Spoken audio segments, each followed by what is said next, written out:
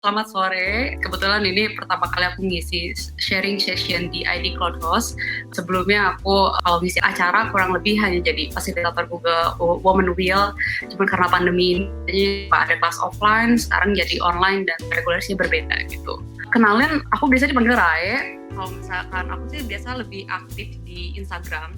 Biasanya untuk teman-teman aku yang suka follow aku, terus yang nyimak-nyimak Instagram story aku banyak sharing mengenai mental health. Lebih seringnya itu sih. Terus soal ya all things about tentang hidup lah. Rada curcol sedikit gitu. Terus selain itu aku juga bisa di reach out di LinkedIn. Nah kalau di LinkedIn ini aku lebih ke ya share yang lebih emang serius-serius aja. Mungkin bisa dicek juga. Kedepannya aku bakal lebih sharing juga di situ gitu. Karena aku sebenarnya biasa agak diem sih, cuman sekarang enggak jangan gitu terus, harus improve gitu. Oke. Nah, jadi karena sesuai temanya nih mengenai memaksimalkan kerjasama tim, managing remote working team. FYI, aku kerja di ID Cloud Host ini kurang lebih udah 3 tahun 8 bulan. Jadi aku masuk ketika umur ID Cloud Host ini baru masuk tahun kedua gitu, lagi ulang tahun. Aku inget banget waktu itu aku masuk langsung ngedesain untuk anniversary yang kedua gitu, desain poster dan segala macam. Terus di ID Cloud Host ini memang pada dasarnya culture-nya udah remote working gitu, at least divisinya gitu. Di teknis di dekat data center, terus ada bar juga di tempat-tempat lainnya. Untuk CS pun ada yang dari rumah, terus ada yang emang ada kantornya di Sukabumi itu khusus untuk CS. Dan gimana ya, walaupun kita antar divisi seperti itu, tapi tetap culture di ID Cloud itu kebetulan kita emang lebih family ya, family culture. Jadi kedekatan untuk antar divisinya itu tetap berusaha dijalinkan dengan family culture ini gitu. Tiap orang lebih sering untuk komunikasi. Kita punya satu grup khusus, itu intinya semua karyawan ID Cloud Host. Di situ juga kita nggak cuman tiba-tiba brainstorming idea, terus kita juga sering bercanda-bercandaan gitu, seperti nggak ada jarak lah antar bahkan di OD-nya gitu, terus antara manajemen sampai ke anggota-anggota timnya. Terus bicarain aku di sini pertama masuk sebagai desainer. Nah, dulu ketika aku masuk sebagai desainer itu kantornya di Bandung yang masih di Buah Batu gitu. Dan di situ aku masih on-site kerjanya, tapi karena satu dan lain hal akhirnya aku harus remote working dari rumah karena kondisinya harus menjaga orang tua yang lagi sakit. Aku juga sangat bersyukur sih dapat pengalaman itu. Jadi ketika orang tua sakit dan sampai meninggalnya aku bisa menemani, terus bisa mensupport juga gitu. Nah selama remote working itu banyak banget hal yang kejadian, bahkan sampai ke aku juga jatuh sakit waktu itu, sakit secara fisik dan sakit secara mental juga gitu. Sakit secara mentalnya pun memang ya sampai ke psikiater, but alhamdulillahnya dari semua pengalaman itu justru aku terus menemukan hal-hal yang emang harus jadi diperhatikan ketika remote working gitu. Remote working itu nggak sekedar kita pindah tempat bekerja doang, tapi balik lagi ke kita juga harus regulate emotion seperti apa. Banyak hal-hal yang harus diperhatikan, nggak sekedar ketika remote working itu artinya kita nggak harus keluar kemana-mana atau seperti apa gitu. Ternyata kan banyak juga gitu yang harus lebih aware kitanya gitu, supaya nggak jadi bumerang ke kita gitu. Setelah itu, waktu itu aku masih sebagai lead designer dan tim aku banyaknya di Pekanbaru gitu. Aku sebagai anggota tim pokoknya patuh workflow seperti apa, terus mengerjakan tugas aja gitu. Kalau misalkan waktunya weekly meeting, kita selalu ada weekly meeting setiap Jumat. Di situ ada check up mengenai progres pekerjaan.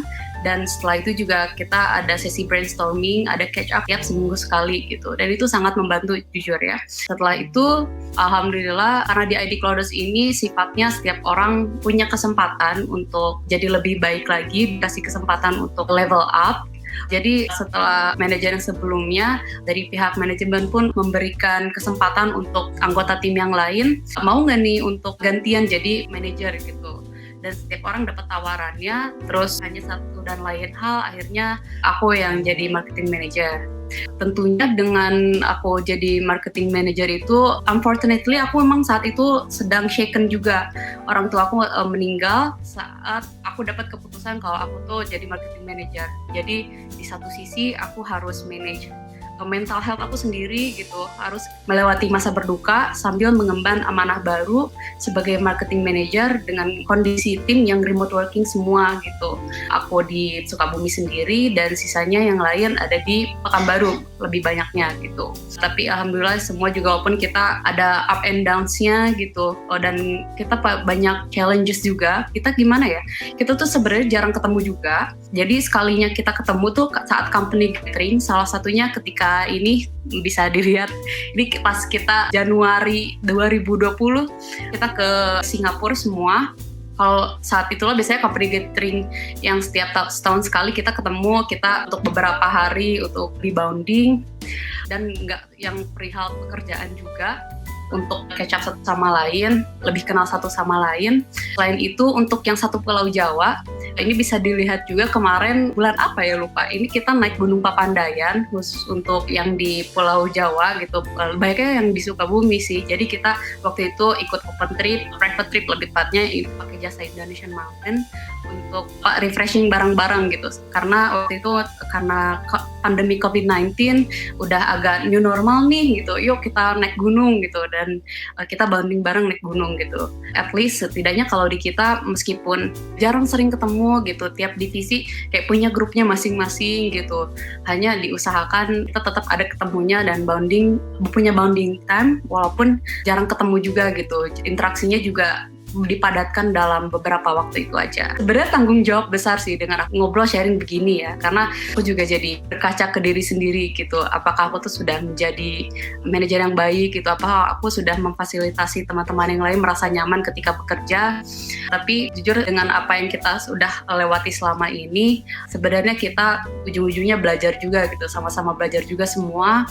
Dengan pekerjaan ini nggak cuman untuk kita mencari nafkah, tapi kita juga ada personal development, self-actualization kita sendiri gitu. Nah, tapi justru dengan hal-hal kegagalan-kegagalan itu dari banyak konflik dan seperti apa juga, kita jadi lebih paham apa nih yang harus dilakukan untuk lebih baik dari itu dan menghindari konflik-konflik yang biasa terjadi saat remote working, apalagi masalah teamwork gitu. Oke, jadi aku pernah ikut kelas project management. Ada satu kalimat dari Mbak Pontiana, waktu itu mentornya. Beliau bilang kalau manajemen itu lebih tentang people-nya, bukan tentang SOP-nya, bukan tentang workflow-nya, bukan tentang tools-nya pakai apa, bukan pakai metode apa, tapi bagaimana kita ya relationship dengan setiap orang di timnya. Pokoknya tentang orang-orangnya gitu. Apakah setiap orang yang di tim tersebut dengan job desk-nya mereka melakukan itu dengan senang hati? Apakah mereka udah bisa melakukan yang terbaik, terfasilitasi dengan baik saat bekerja?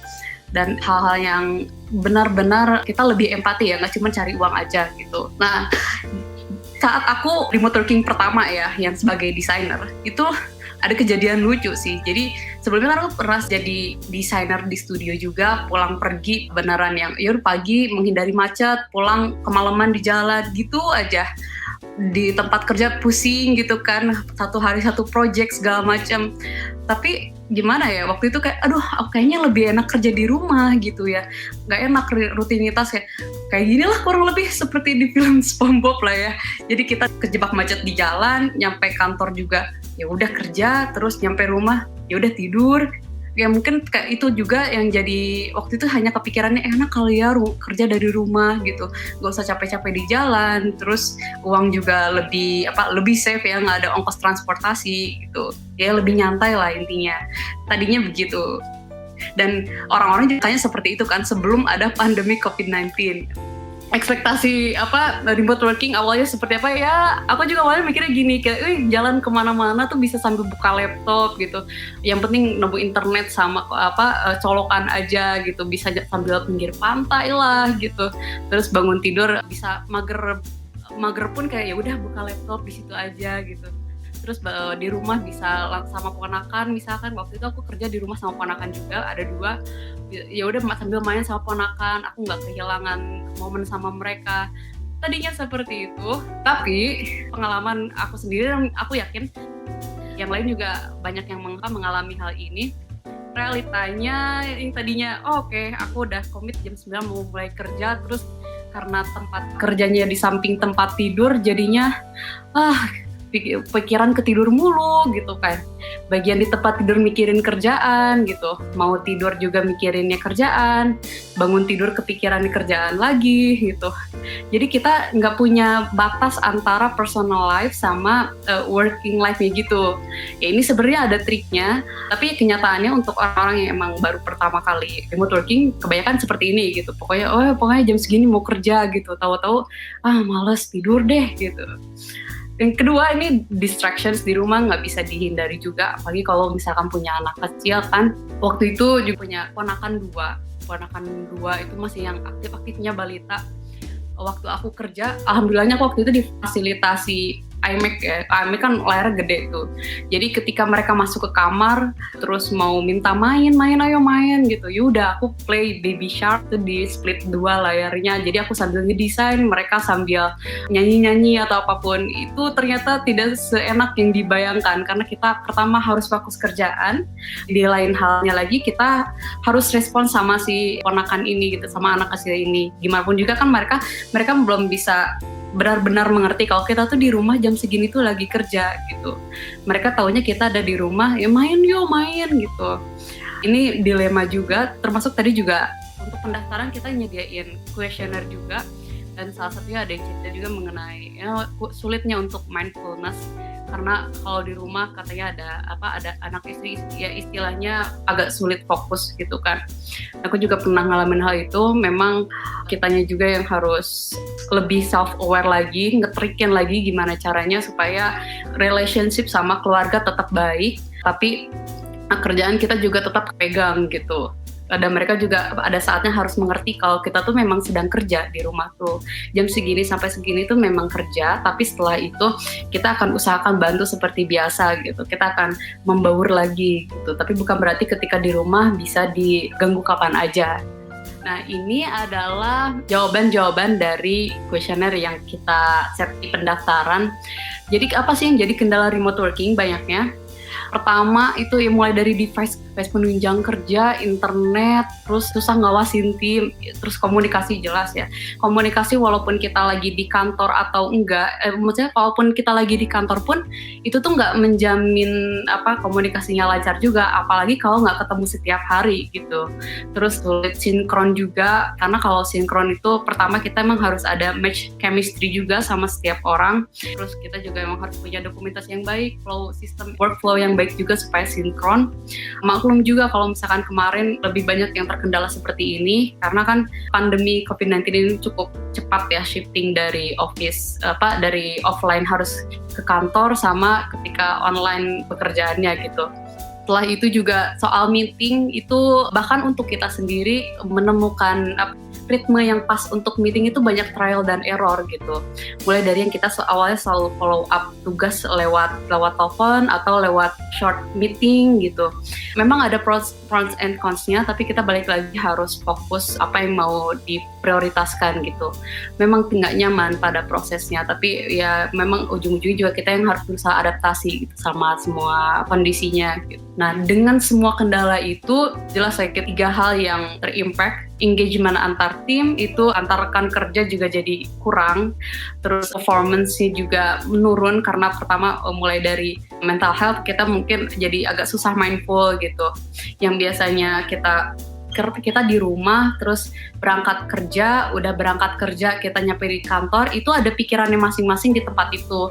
Jadi pikirin masalah di rumah aja, di jalan udah nggak mikirin lagi, nyampe kantor udah hanya fokus kerjaan. Tapi kalau misalkan remote working kayak semuanya ada di situ gitu dan kita nggak bisa kemana-mana juga, lebih susah untuk mengkotak-kotakan. Itu pasti akan mempengaruhi performance-nya juga. Setelah itu juga yang awalnya kita punya goal harus maunya seperti ini, kita punya goals bersama yang sudah disepakati, tapi karena ada shifting ke online, shifting remote working seperti ini juga pasti ada perubahan, ada pivoting juga, ada yang harus disesuaikan baik dari workflow-nya, terus dari sesi lebih understanding sama timnya juga, itu pasti butuh penyesuaian. Nah, balik lagi, sebelum kita lebih lanjut mengenai teamwork-nya itu, bagaimana caranya untuk memaksimalkan, kita balik lagi ke basic-nya. Jadi, tim itu kan kalau kita lihat di luar sana itu banyaknya teori lebih menekankan ke leadership itu. Kalau kita sering nyimak ada tokoh yang suka sharing mengenai leadership itu Simon Sinek. Dia selalu bilang ibaratnya kita punya dua skenario nih. Satu orang ini awalnya bekerja di tempat A sama tempat B. Performance dia ketika di tempat A gitu bagus dan performance dia di tempat B itu jelek. Dengan sederhananya dia menyimpulkan kalau performance si karyawan ini tuh mata-mata ditentukan oleh leadership-nya itu sendiri. Tapi sebenarnya kalau tim itu ibaratnya kita punya porsi bagiannya masing-masing. Kalau misalkan leadership-nya aja yang strong tapi staffship-nya low, yaitu nggak akan bekerja dengan baik juga. Begitupun sebaliknya, kalau leadership-nya low tapi staffship-nya high, itu juga jadi capek ke staff-nya sendiri gitu. Harusnya yang seperti apa? Jadi leadership dan staffship-nya itu balance gitu, sehingga nanti muncul teamwork yang bagus. Leadership-nya itu sendiri, pertama kalau aku short brief ya, leadership itu dulu kita lebih ke banyaknya demanding gitu, lebih banyaknya ngasih tahu kalau kamu harusnya gini-gini, coba kerjain ini gitu, lebih kayak nggak dilibatkan untuk pengambilan keputusan gitu, nggak punya authority juga, terus meragukan, kurang trust-nya lah. Sementara kalau jadi leader itu kita bukan di depan, melainkan kita gerak bareng gitu. Yang ada kita harus mendahulukan dulu kepentingan tim. Dan itu aku rasain sendiri ketika masa probation itu, aku masih handle beberapa tugas yang desain, dan sebenarnya desain sama managing itu kan dua hal yang sangat bertolak belakang ya workflow-nya. Kalau desain kan kita fokus di satu aplikasi, kita harus benar-benar yang thinking kreatif, tapi kalau misalkan managing tim kan kita harus yang aktif untuk benar-benar memikirkan ini lagi butuh apa, terus project ini udah gimana progresnya, dan kita yang jadi harus banyak aktif untuk nanya sana sini juga gitu. Sedangkan ketika ad hoc itu masih ada saat aku masa probation itu mempersulit juga untuk manage tim. Waktu itu aku selfish, aku cenderung egois. Jadi aku lebih mengutamakan ya udah deh, aku yang penting tugas desain kelar dulu, baru nanti aku tanya-tanya progres yang teman-teman yang lain dulu gitu, seperti apa setelah tugas aku selesai. Tapi semakin kesini aku sadar justru dengan seperti itu, mau gimana pun juga tugas utamaku sebagai manajer, aku harus mendahulukan dulu kepentingan tim. Aku harus be aware dulu nih, manage setiap project yang lagi berjalan, terus untuk lebih mindful lagi nih kira-kira tim aku butuh apa, terus kemungkinan ketika project ini berjalan tuh bakal ada isu apa, itu aku harus mikirin duluan gitu ya, sebelum itu terjadi, untuk prevention. Dan selain itu kita juga harus aware dengan staffship. Nah, staffship ini kita nggak jarang dengar, tapi sebenarnya ini ada jurnalnya juga. Cuman emang nggak terlalu banyak orang yang ngomong, dan nggak terlalu banyak orang yang emang meneliti ini juga gitu. Cuman yang aku baca dari jurnal tadi, aku lupa, dia pokoknya researcher dari China. Intinya staffship itu lebih ke empowerment. Jadi bagaimana caranya anggota tim itu mereka punya sense of authority dan ability. Tentu ya kalau ability ya, kalau misalkan nggak punya ability dia ngapain juga gitu gabung di tim kan. Nah, tapi ability aja nggak cukup, dia harus punya sense of authority gitu. Maksudnya tanggung jawab mengenai ranah job desk-nya dia sendiri, dan tahu kapan harus ngikut instruksi. Jadi dulu kan aku sempat ngalamin juga rasanya jadi anggota tim sama jadi leader sekarang. Sulit kalau untuk bagi orang yang pada dasarnya ada lebih kreatif, lebih ada sense of rebelsnya gitu, lebih kayak ngelawan, gak gampang nerima instruksi gitu aja. Tapi kalau tim itu nggak bisa seperti itu. Aku sadar ketika, walaupun waktu itu aku nggak setuju nih sama keputusan dari atas, kenapa keputusannya seperti ini, aku jadi lebih banyak ngomel-ngomel sendiri.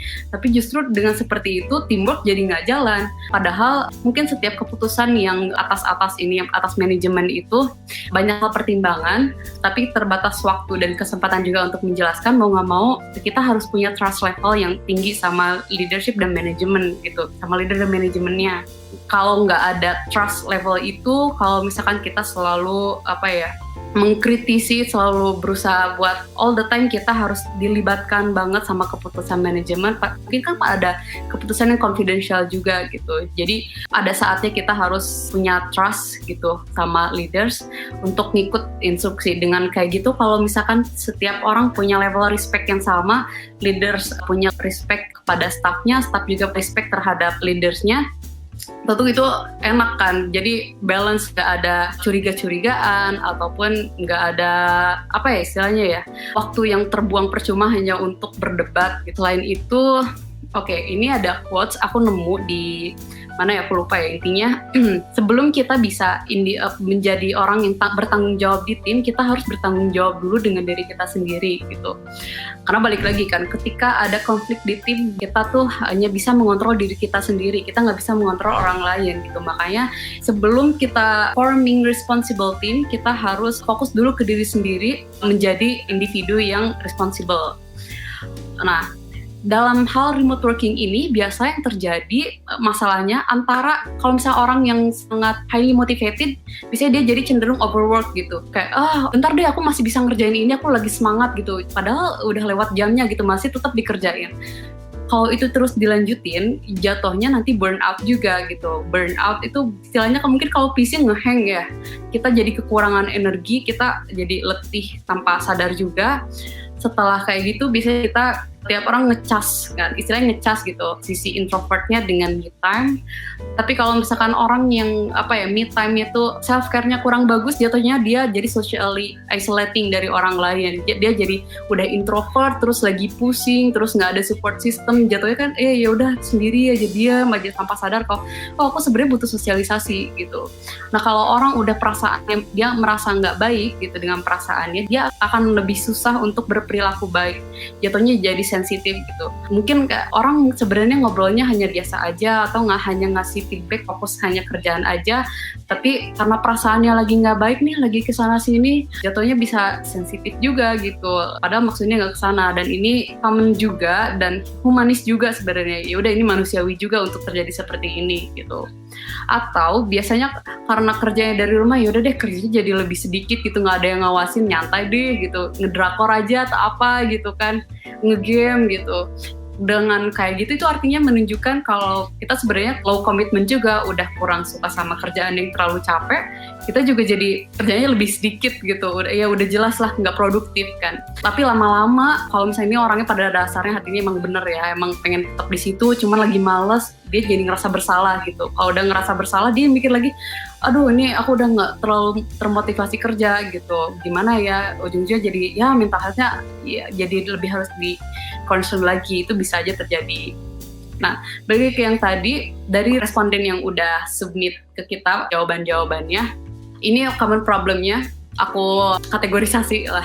Jadi ada yang individual, ada yang ngaruh ke tim, ada juga yang berupa situasional gitu. Ini kurang lebih semuanya sebenarnya pernah ngalamin. Balik lagi yang kategori individual itu tadi ada, susah manajemen waktu, terus workspace-nya kurang nyaman, terus kurang mindfulness gitu kan, sama susah fokus, itu wajar. Jadi kalau aku waktu itu sembuh depresi itu tanpa obat, jadi mau nggak mau aku yang harus banyak baca jurnal mengenai ya, kita gimana sih cara maintain psikologi yang bagus gitu dari diri kitanya. Pertama kita harus tahu dulu kita tuh orangnya kayak gimana. Apakah kita orang yang produktif di malam hari atau kita orang yang produktif di pagi hari? Dan tiap orang nggak bisa disamain gitu.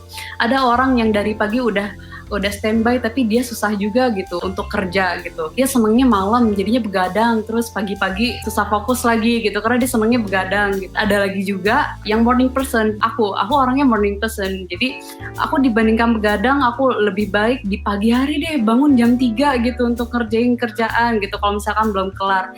Ini penting untuk tahu karena mau gimana pun tiap orang nggak bisa disamain. Jadi kita harus tahu dulu kita morning person atau night person nih gitu. Kita harus tahu pace kerja yang buat kita enak tuh kayak gimana sih gitu. Apakah yang emang stay tune 4 jam langsung di laptop, atau kita yang yaudah 25 menit kerja terus 15 menit sosmedan dulu atau apa. Dan tiap orang nggak bisa disamain sih, yang penting produktif kan, fokus ke outcomes-nya. Terus setelah kita udah tahu orangnya kayak gimana, kita harus punya komitmen terhadap jam kerja. Kalau aku dulu ngakalin kayak gini, misalkan aku lagi fokusnya hanya di malam hari, at least jam kerja aku harus responsif di grup gitu. At least jam kerja aku ketika dicariin aku harus jawab gitu. Meskipun aku sebenarnya ngerjain kerjanya di malam hari, tapi yang penting ketika ditanyain ini udah kelar kerjaannya gitu kan. Mengenai kita ngerjainnya kapan kan yang penting outcomes-nya gitu. Dan di saat jam kerja kita responsif gitu sama orang-orang yang nyariin di grup. Setelah itu kita juga harus misahin personal space sama office space. Jadi kesalahan aku waktu itu, aku kerja di kamar, itu meja kerja di situ, terus tuh kursi di situ, kursi kerjanya juga di situ, terus kasur juga di situ. Jadi pas kerja mikirin kasur, pas di kasur juga mikirin kerjaan. Itu nggak sehat, beneran nggak sehat juga. Jatuhnya burnout. Kita emang harus pisahin antara dua itu karena otak kita tuh mengenali gitu. Kalau misalkan kita datang ke tempat kerja itu vibes-nya langsung kerja. Kalau misalkan ke tempat olahraga misalkan itu udah lihat alat-alat segala macam, alat gym, ya jatuhnya kita hanya fokus kerja. Dan itu salah satu trik untuk manage fokus juga gitu, make environment-nya itu mendukung untuk itu gitu. Setelah itu personal well-being, jelas ya kalau misalkan kita nggak sehat secara sosial, secara mental, secara fisik gitu, kita mau ngapa-ngapain aja susah gitu. Kalau misalkan fisikal, ini aku pernah nemu trias, apa ya istilah medikalnya, yang pasti 3 hal yang mempengaruhi kesehatan kita. Itu sleep, proper sleep itu sangat ngaruh. Kalau kita tidurnya cukup, tidurnya dapat 3 fase itu loh, yang rapid eye movement sampai deep sleep, itu artinya kita beneran refresh otak juga, dan badan kita istirahatnya cukup, dan kita juga lebih bisa punya energi yang cukup untuk bekerja besoknya. Setelah itu workout, olahraga itu penting karena kita butuh aktivitas fisik supaya hormon stresnya itu kalah dengan hormon senang, apa aku lupa ya namanya ya. Intinya ada hormon yang di otak kita yang memang bikin kita stresnya jadi rilis dan bikin happy gitu karena sense of achievement-nya, terus it's scientific things lah. Setelah itu kita juga harus ngatur consumption. Consumption itu ya mulai dari yang masuk ke otak, ke jiwa kita, sama yang masuk ke makanan. Kalau kita makanannya maunya yang pedes-pedes mulu, yang gurih-gurih, ya ini juga aku ngomong ke diri sendiri gitu ya. Terus kalau kita nontonnya yang gosip-gosip mulu, drama mulu gitu kan, itu ngaruh ke good vibes-nya juga gitu. Kunci good vibes salah satunya menghindari drama. Oke, at least ya drama yang kalau misalkan bikin kita pusing gitu. Kalau yang pleasing ya itu bagus, tapi kalau misalkan yang bikin kita pusing juga, better di skip aja. Kita punya banyak hal untuk diprioritaskan. Mengenai mentalnya juga kita harus punya emotional regulation yang lebih baik, termasuk punya self awareness, terus beberapa hal untuk bikin kita lebih sehat lah, maintain lah emosionalnya. Dan social health tentunya kita harus stay connected sama emotional support system kita. Beberapa dari responden tadi dari itu desainer sama ilustrator. Jadi aku relate juga orang-orang yang di bidang kreatif ini dan lagi remote working biasanya cenderung agak introvert juga gitu. Belum tentu mereka sadar kalau kayak langsung ini deh ngumpul-ngumpul deh gitu kalau misalnya selesai jam kerja atau apa, karena mereka lebih sering me time atau apa. Tapi please paksain diri sendiri untuk reach out emotional support system kamu gitu, baik itu kayak sahabat atau cari pun siapa di internet, main live atau apa gitu. Yang penting kita stay connected dengan siapapun, jangan sampai kita self isolate diri sendiri gitu, karena itu salah satunya damaging otak kita juga. Kita jatuhnya nggak bisa fokus jatuhnya. Beberapa hal yang damage otak kita itu, pertama multitasking, satu lagi juga nggak ngobrol sama orang. Setelah itu kita harus set to do list berdasarkan prioritas, karena ibaratnya kita kalau pagi-pagi energinya tuh baru masih fully charged gitu. Jadi better kita melakukan tugas-tugas yang sulit itu di pagi hari supaya energinya masih full, masih semangat gitu. Jadi nanti kita harus utamakan dulu manage tim sebelum personal ad hoc, sebelum pekerjaan pribadi kita, dan jangan lupa apresiasi diri sendiri gitu. Wajar kalau misalkan kita nggak bisa fokus, terus ada kalanya satu hari, yang tadinya aku tuh pagi-pagi mau gini, tapi ya aku malah tidur lagi atau apa gitu. Tapi tetap kita jangan nyalahin diri sendiri, kita jangan nyari perfection, tapi kita strive on progress gitu. Kita harus yang jangan mengharapkan kesempurnaan gitu.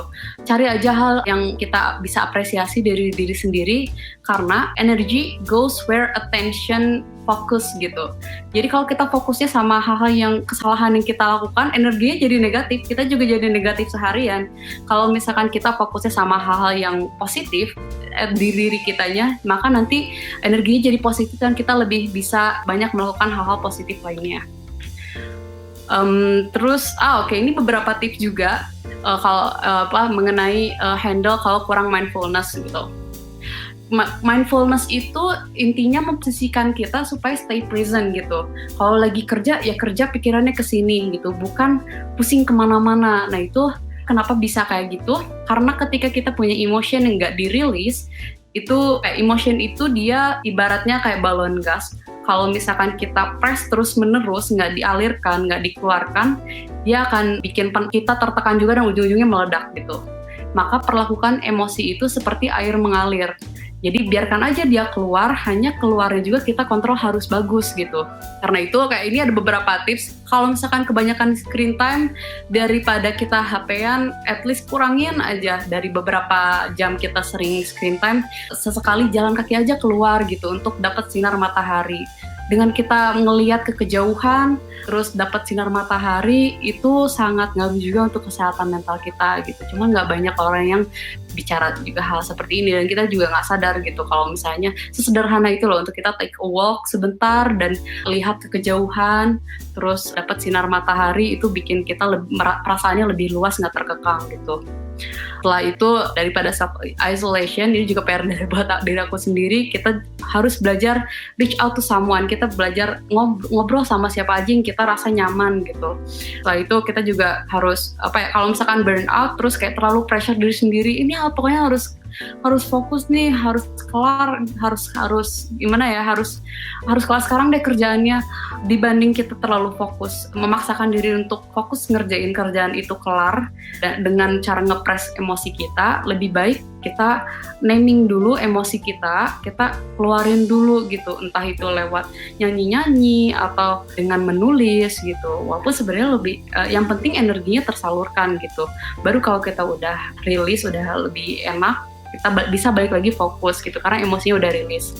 Nah, ini ada yang namanya emotion wheel, dan ini akan lebih mempermudah kita untuk labeling emosi, karena sebenarnya emosi itu hanya untuk di acknowledge aja, bukan benar atau salah, tapi cara misalkan lagi ngerasa nggak enak nih, ini kenapa ya, ini coba analisa nih, karena aku ngerasa marah gitu, marahnya kenapa, coba detail lagi. Misalkan marahnya karena aku ngerasa marah nih, nah marahnya tuh kenapa, ada lagi detailnya, marahnya karena cemburu gitu, dia diperlakukan seperti ini sedangkan aku enggak gitu. Nah, hal-hal seperti ini tuh kayak melabelin emosi secara detail, itu akan bantu kita untuk lebih mudah mempercepat emosinya lewat dan bisa balik lagi fokus ke pekerjaan. Sebenarnya ini masih banyak, cuman kurang lebih slide selanjutnya itu sama yang aku jelaskan sebelumnya, seperti kurangnya pengawasan, terus kurang ngobrol, komunikasi. Cuman yang barusan aku sempat bicarakan itu lebih ke self-regulation-nya gitu. Intinya apa yang hilang dari kerja nggak di kantor lagi, ya pertama nggak ada pengawasan langsung, udah gitu susah untuk akses informasinya gitu. Nggak seperti kita kerja di kantor, kalau misalnya kita kerja di kantor satu divisi di situ gitu, ada CS, di situ ada technical, di situ ada marketing, mereka lagi ngobrol kayak kita dengar, oh ternyata ada ini ya, ada isu ini ya, ternyata ini begini-gini ya, itu atas informasi seperti itu lebih sulit didapatkan kalau kita remote working. Terus bisa dibaca juga di sini mengenai distractions, terus ya, isolations, sama silos juga. Apa sih yang mengenai gimana caranya menghandle hal-hal yang missing tadi gitu. Pertama, kalau misalnya di ID Cloud Host nih, kita harus ada daily check-in gitu. Kita tiap hari harus ada mantau tim. Kita tanyain hari ini lagi ngerjain apa, aku lagi ngerjain ini, prioritas ini gitu kan. Itu at least setiap pagi harus dilakukan gitu.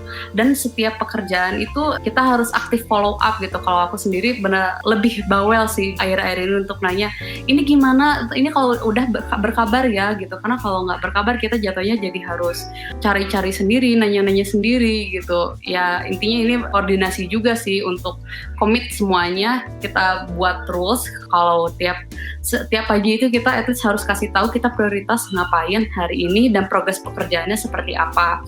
Nah, di kita juga ada weekly meeting, itu di setiap Jumat, itu kita catch up progress masing-masing, terus ada kendala apa, terus project ini berjalan seperti apa. Biasanya kita lakuin di jam 2 sampai jam 4-an paling lama. Setelah itu, nah untuk komunikasi yang sifatnya urgent nih, kalau misalnya chat kan nanti kebukanya telat atau gimana, aku suka quick call. Jadi misalkan, Kak ini gimana ya, aku quick call aja gitu untuk ngobrol secara langsung biar komunikasinya lebih cepat. Intinya lebih baik kita over communicate dibandingkan kita ya udah relying trust dulu aja, udah gitu nanti di akhir tiba-tiba ini kok ada miss apa, ada yang kelewat gitu. Lebih baik kita lebih banyak ramein aja grup, lebih baik kita banyak ngobrol aja gitu, nanya-nanya aja di grup ini progresnya seperti apa gitu. Karena dengan gitu kita juga mempermudah pekerjaan satu sama lain juga gitu. Walaupun jatuhnya nanti ada yang micromanage, tapi kita ujung-ujungnya juga harus ngobrol untuk ini gimana nih biar jangan terlalu sering kejadian, kita komunikasinya harus ikut rules juga ujung-ujungnya gitu. Nah, setelah itu ini ada beberapa tools yang orang umumnya gunakan untuk remote working. Kita juga udah sempat pakai semua yang ada di sini. Cuman yang pas untuk kita itu hanya G Suite, Telegram, sama Zoom. Sebenarnya acuannya untuk memilih tools ini balik lagi ke tim enak pakainya apa gitu. Percuma kita pakai tools yang ini bagus nih kata orang, perusahaan ini pakai ini gitu. Tapi pas kita pakai ini sebenarnya nggak cocok juga sama workflow kita. Ini nggak bikin tim kita nyaman juga gitu pas ngerjainnya. Jangan dipaksain. Makanya prioritas utama pokoknya pilih dulu tools yang kita biasa gunain sehari-hari. Kalau di kita Telegram itu udah paling utama. Selain selebihnya kita ngikutin sebagai pendukung menyesuaikan dengan workflow. Setelah itu kita harus manage expectation juga gitu. Jujur ya, pas awal itu kan awal pandemi Pak Presiden Joko Widodo bilang dengan work from home jangan sampai produktivitasnya berkurang gitu kan. But sejujurnya kita harus lebih clear expectation ya, karena kenyataannya juga orang butuh beradaptasi, nggak bisa langsung yang full produktif. Banyak hal lain yang bikin produktivitas itu jadi nggak lebih bagus juga gitu. Jadi kita at least harus komunikasikan dulu ekspektasinya jelas gitu sama tim. Kita pokoknya yang penting ini tujuannya, ekspektasinya pokoknya jam kerja misalkan bisa di reach out gitu. Ya udah pokoknya titik penekanannya di situ. Terus beragam metode itu nanti ngikutin aja mengenai meeting pakai metode ini atau brainstorming ngikutin pakai metode ini, itu koordinasi masing-masing. Setelah itu nanti ada fase feedback, gimana enak nggak kalau pakai tools ini, gimana enak nggak kalau misalnya kita pakai metode ini. Jadi itu dua arah ya, itu balance teamwork juga jatuhnya. Setelah itu kita harus reassure ulang fokus kita saat ini kemana. Misalkan kayak too much project going on, sebagai leader itu harus reassurance lagi ke mereka, nggak, kita fokusnya ini, jadi aku minta tolong kamu bantu di sini dulu ya gitu. Jangan sampai kita jadi nggak terlalu jadi buyar fokus gitu karena terlalu banyak hal yang emang running. Kebetulan di kita juga orang-orangnya, misalkan orang yang di sosmed itu terlibat juga di email. Terus aku juga walaupun sebagai manajer itu terlibat di email, terlibat di Facebook Ads. Makanya penting sekali untuk reassure where to focus gitu. Setelah itu resources sih. Nah resources ini maksudnya lebih ke device, terus kayak koneksi internet. Setidaknya kita tuh harus tahu dulu tim kita kondisinya seperti apa gitu. Ya jadi at least kita harus tahu kondisinya seperti apa. Jangan sampai kita, si ini kenapa ya kok lama mulu ngerjain kerjaannya gitu. Tanpa kita nanya dulu, kamu gimana kondisi device-nya, kamu gimana koneksinya di rumah gitu. Jangan sampai kita marah-marah duluan gitu. Kita harus lebih pengertian gitu. Jangan menghakimi duluan.